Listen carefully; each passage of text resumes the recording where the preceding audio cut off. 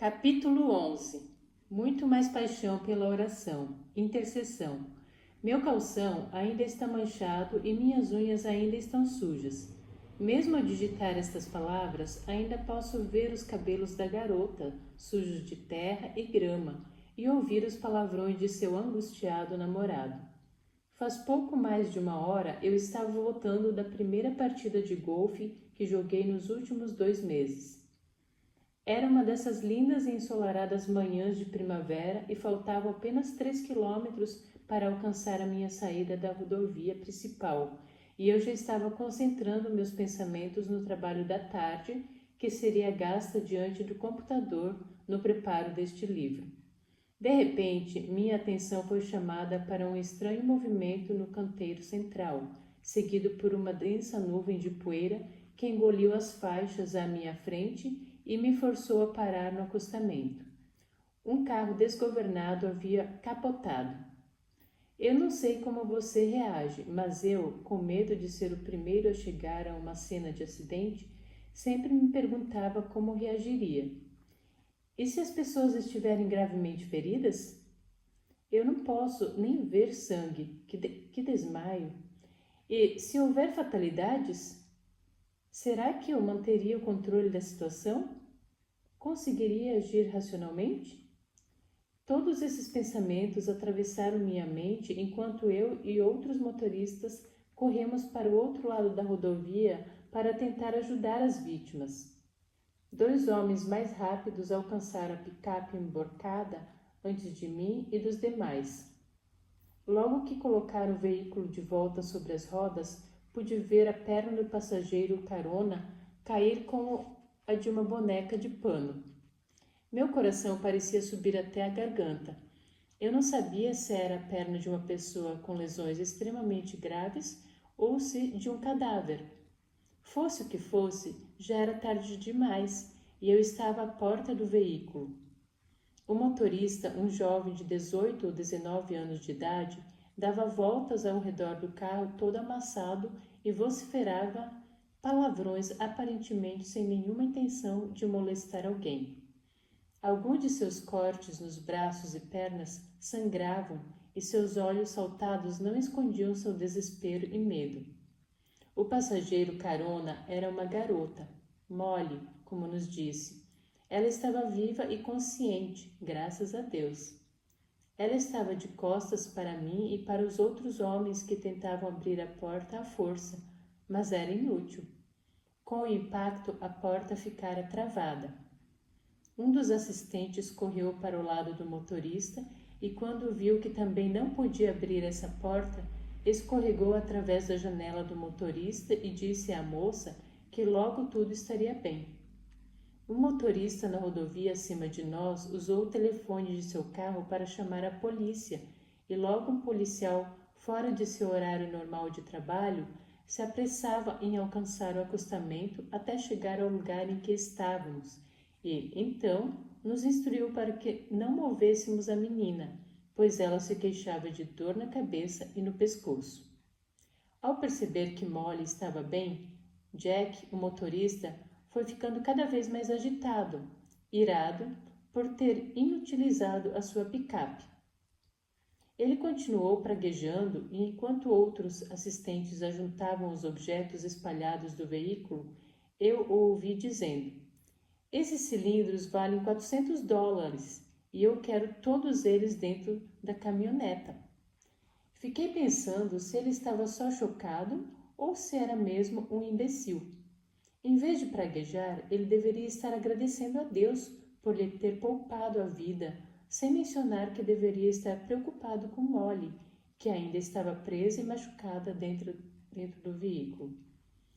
Em menos de 10 minutos chegaram os policiais da patrulha rodoviária e os paramédicos. Eles colocaram um cobertor sobre Molly para evitar que ela fosse atingida pelos estilhaços de vidro. Eles rasgaram a porta travada como se abre a tampa de uma lata de refrigerante. Com os profissionais ali, todos nós fomos nos afastando. Eu me sentia inútil, desejando fazer algo mais. Creio que foi exatamente aí que o Espírito Santo me deu uma cutucada, pois subitamente eu compreendi que havia algo mais que eu poderia fazer. Eu podia orar. E foi isso que eu fiz. Enquanto os socorristas cortavam o teto afundado da cabine e o levantavam para retirá-lo da caminhoneta, eu atendi em oração uma jovem apavorada e traumatizada chamada Molly, que necessitava de ajuda de meu pai. Bem ali, entre os destroços esparramados no acostamento da rodovia, entrei no santuário celestial e me dirigi com confiança ao trono da graça para pedir misericórdia em favor de alguém em sua hora de necessidade. E eu creio que a petição foi atendida. Embora eu mal tenha começado a captar o seu significado, creio que a oração intercessória é uma daquelas dimensões intocadas do poder sobrenatural mencionadas por Charles Swindoll em seu livro Voando para Mais Perto da Chama. Se você se apoderar deste único aspecto da oração, já se sentirá capaz de redefinir o seu chamado para ser, bem como o seu propósito de ser, um cristão. Isso aconteceu comigo. O propósito e o poder da intercessão. Embora pareça, às vezes, que o principal propósito de nossa existência aqui seja desvendar o mistério da natureza de Cristo ou decidir quais são as formas aceitáveis de adoração e música, ou de nos entregar às nossas inseguranças e preconceitos e dividir os campos ou associações por causa de diferenças raciais, o verdadeiro propósito de estarmos aqui é fazer as obras de Jesus e ser canais pelos quais possa fluir o seu poder de salvar. Ouça as próprias palavras de Jesus. Em verdade vos digo que aquele que crê em mim fará também as obras que eu faço, e outras maiores fará, porque eu vou para junto do Pai. E tudo quanto pedirdes em meu nome, isso farei, a fim de que o Pai seja glorificado no Filho. Se me pedirdes alguma coisa em meu nome, eu o farei. João 14, 12 a 14. Aqui Jesus está falando aos seus discípulos acerca do futuro de seu reino e do papel deles nesse reino. A apenas poucas horas da cruz, ele afasta a cortina do tempo e lhes permite ver como deveriam trabalhar dali em diante, e a visão é arrebatadora. Todo aquele que tem fé em mim, diz Jesus, fará o que eu tenho estado a fazer. O que esteve Jesus fazendo? Levantando os mortos, curando os doentes, expulsando demônios, ensinando, abençoando, perdoando, amando e libertando as pessoas. De sua prisão, João Batista enviou seus seguidores para verem o que Jesus estava fazendo, e Jesus mandou esta resposta de volta a João: Ide e anunciai a João o que vistes e ouvistes. Os cegos vêm, os coxos andam, os leprosos são purificados, os surdos ouvem, os mortos são ressuscitados, e aos pobres anuncia-se-lhes o Evangelho. Lucas 7, 22. É isso que Jesus estivera fazendo. E aqui ele diz que os seus discípulos, aqueles que têm fé nele, farão as mesmas coisas. Só que ele vai um passo mais além quando acrescenta: outras obras maiores fará. Como poderia isso ser possível? Jesus diz: porque eu vou para junto do Pai. Os discípulos não conseguiram avaliar isso naquele momento, mas o retorno de Jesus para junto do Pai significava que logo estaria disponível aos discípulos um poder ilimitado. A prova disso vem nas palavras que logo em seguida saíram dos lábios de Jesus: Se me pedirdes alguma coisa em meu nome, eu o farei. Jesus estava confiando o seu trabalho e seu reino às mãos de seus discípulos. Eles deveriam assumir o papel dele e realizar obras ainda maiores do que as que ele realizou. Como? Pelo poder que ele teria depois de retornar para junto do Pai. E a oração deve ser o canal pelo qual esse poder é recebido. Está você começando a ficar animado? Veja isto. Os sucessos e vitórias deles devem ser maiores que os dele. Cristo menciona duas razões para isso. Uma é que ele estava retornando para junto do Pai para receber todo o poder, e a outra é que eles agora poderiam pedir e esperar por esse poder em seu nome. Quando Jesus esteve aqui na terra, ele mesmo fez as maiores obras. Os demônios que os discípulos não puderam expulsar fugiram diante de sua palavra. Quando ele foi para junto do Pai, ele já não estava aqui para trabalhar diretamente. Agora, seus discípulos eram o seu corpo. Todo o seu trabalho, desde o trono do céu, tem que ser e pode ser feito aqui na terra através deles. Ah, se pudéssemos compreender o que isso significa!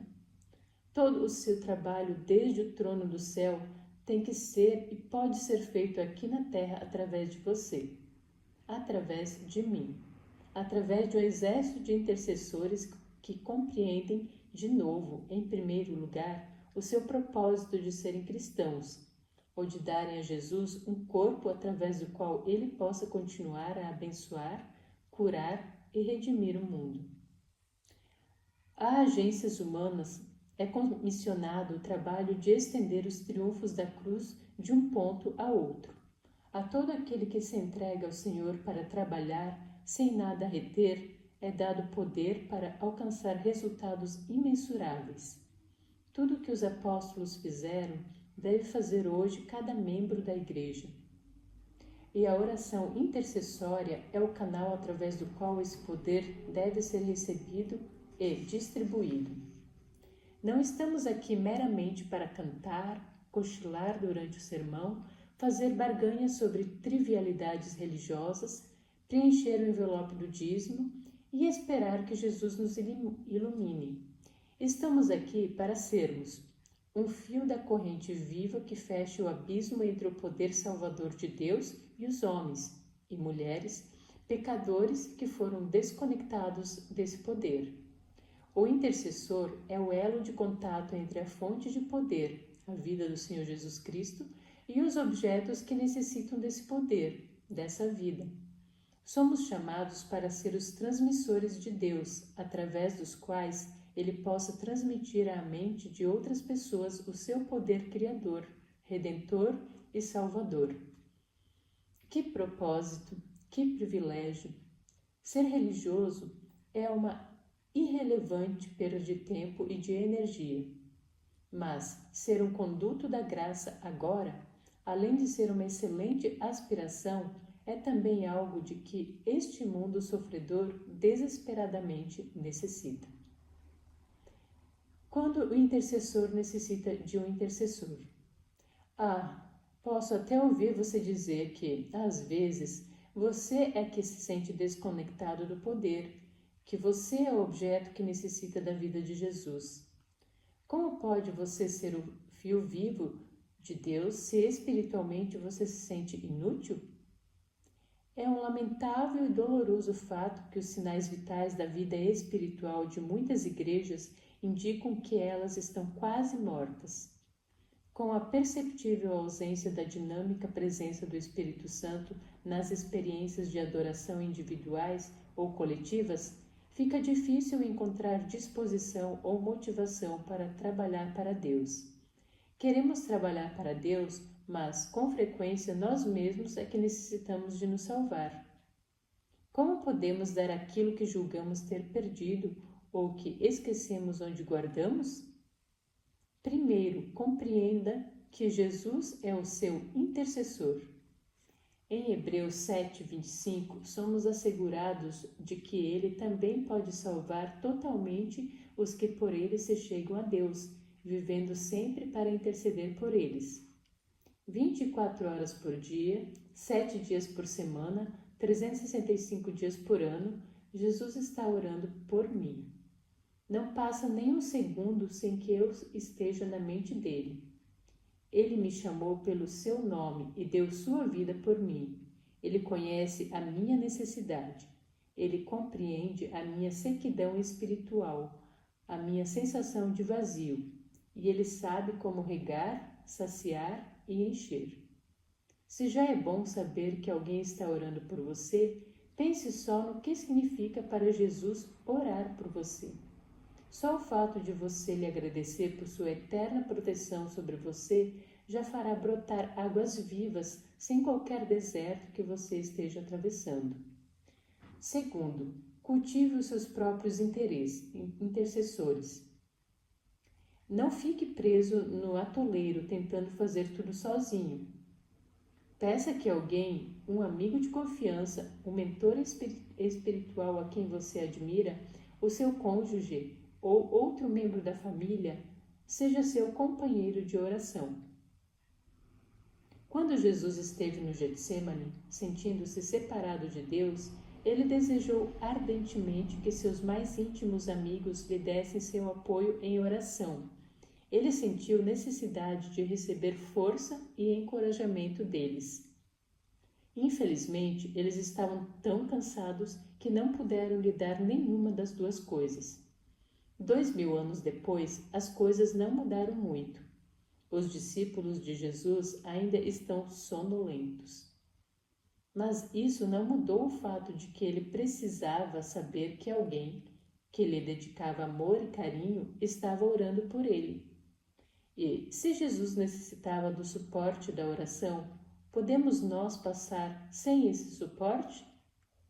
Durante o Encontro Internacional Adventista de Oração de 1990, em Springfield, Oregon, a esposa de um pastor falou sobre a sua necessidade de cultivar intercessores. Ter companheiros de oração tornou-se muito especial para mim, pois tenho 7 senhoras que estão ansiosamente desejando orar por mim. No retiro de parceiros de oração que frequentei com essas 7 pessoas, eu me abri a elas.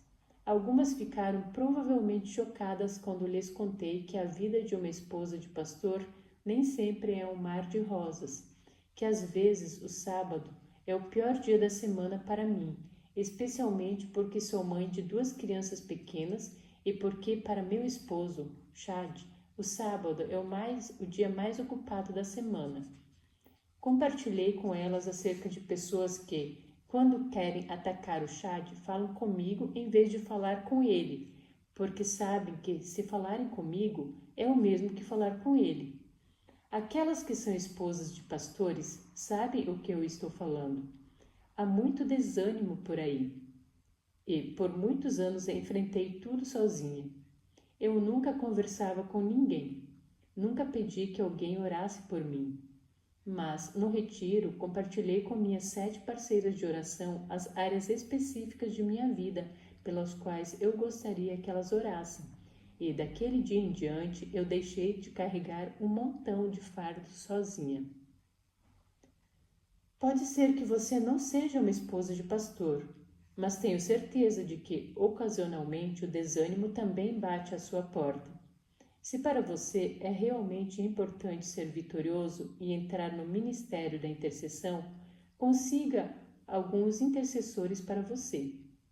Compartilhe com eles as áreas específicas de sua vida nas quais você precisa das orações deles e observe como Deus trabalha. Terceiro, tome posse de sua posição de sacerdote e rei. Volte aos capítulos 4 e 5 e leia-os de novo, se você ainda está lutando com sentimentos de inadequação e fraqueza, ou de estar à margem da família de Deus. Temos o mais alto chamado de nossa vida, sermos reis e sacerdotes para o nosso Senhor Jesus. Sois raça eleita, sacerdócio real, nação santa, povo de propriedade exclusiva de Deus. 1 Pedro 2:9. Considera-se o sacerdote como alguém que apresenta ofertas a Deus.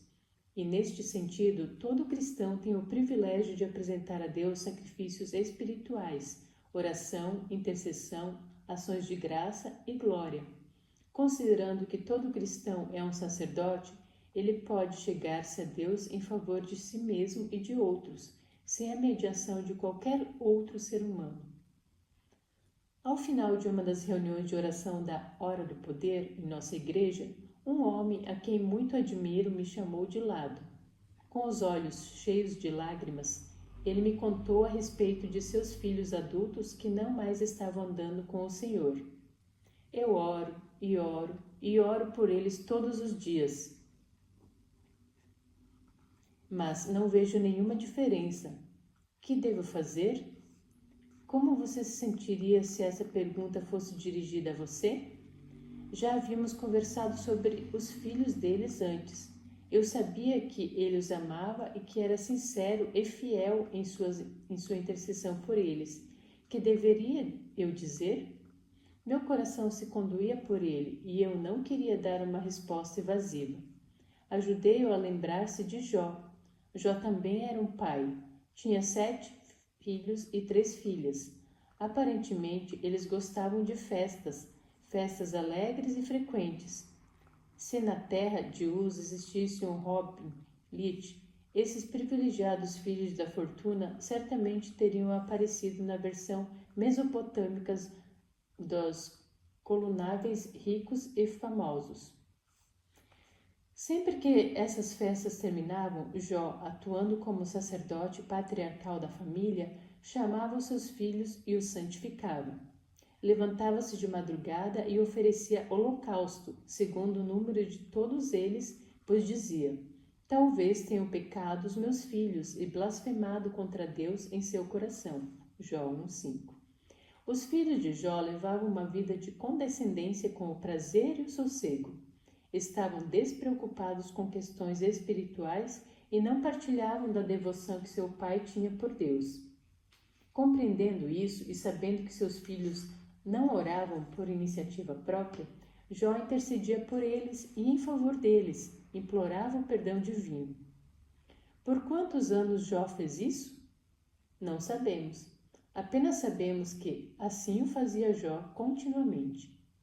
Eu disse a meu amigo que ele devia ser como Jó, que ele era o sacerdote de sua família e por isso devia interceder por seus filhos e oferecer sacrifício a Deus em favor deles.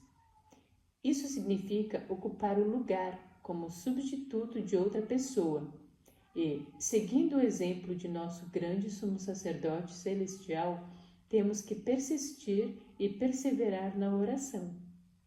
Lembre-se disso quando você estiver orando por aqueles que não podem ou não querem orar por si mesmos. Nossa intercessão não pode forçar Deus a salvar alguém contra a sua vontade. Deus nunca viola nossa liberdade de escolha, mas nós, à semelhança de Jó, podemos pedir misericórdia e perdão em favor deles e também que Deus continue trabalhando no coração deles. Jesus orou e chorou sobre Jerusalém, embora faltassem poucos e breves dias para que os seus moradores o matassem. Mesmo assim, ele orou por eles e pediu perdão em favor deles. Como intercessores, entramos nos sofrimentos de Cristo e saímos de nosso foco centrado no eu e aprendemos a cuidar dos descuidados. Ao fazer isso, podemos ter a certeza de que nosso Pai ouvirá as nossas orações e não deixará de amar esses errantes, nem deixará de cuidar deles, nem de lhes estender a mão, enquanto existir neles a oportunidade de responder, enquanto neles durar o fôlego de vida. Ao começar a exercer a sua autoridade na oração e a viver como reis e sacerdotes para Deus, veja Apocalipse 1:6, renovada vitalidade espiritual fluirá através de sua própria caminhada com Cristo. Andrew Moore escreve: tais pessoas têm de fato o poder, cada qual em sua própria área, de obter e dispensar os poderes do céu aqui na terra. Com santa ousadia podem elas realizar o que quiserem. Igreja do Deus vivo, o teu chamado é mais alto e mais santo do que tu imaginas. Deus quer governar o mundo através dos seus membros. Ele quer que sejais seus reis e sacerdotes. As vossas orações podem conferir ou impedir as bênçãos do céu. Por último, conduza a água. Nossas orações são como tubos através dos quais a água é levada das correntes de uma montanha a uma cidade distante. Esses tubos não fazem a água querer descer pelas montanhas, nem dão à água o seu poder de abençoar e refrescar. Esta é a sua natureza essencial. Eles só fazem determinar a direção da água.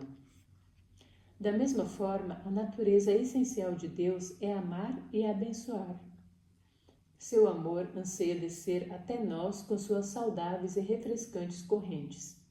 Mas ele concedeu à oração o poder de determinar a direção da bênção.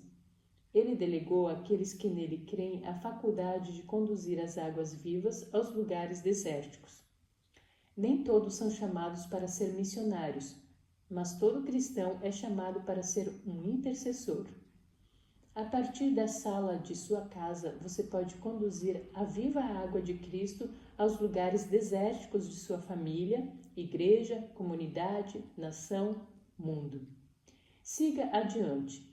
Interceda em favor de seus filhos, seu pastor, seu prefeito, membros do Congresso, agentes comunitários da ABRA, vítimas da AIDS, assaltantes e malfeitores das favelas de nossas grandes cidades, e em favor dos milhares que morrem na África e dos seus vizinhos que estão morrendo, com os quais você se relaciona diariamente no seu quarteirão.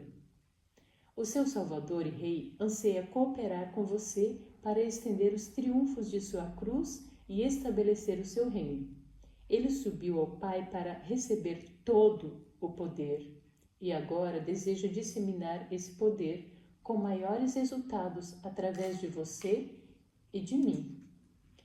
Se recebermos e transmitirmos esse poder ressuscitador através da intercessão, desfrutaremos não só muito mais paixão pela oração, mas também uma experiência cada vez mais profunda em nossa paixão pelo Deus vivo. Ele garante que sim.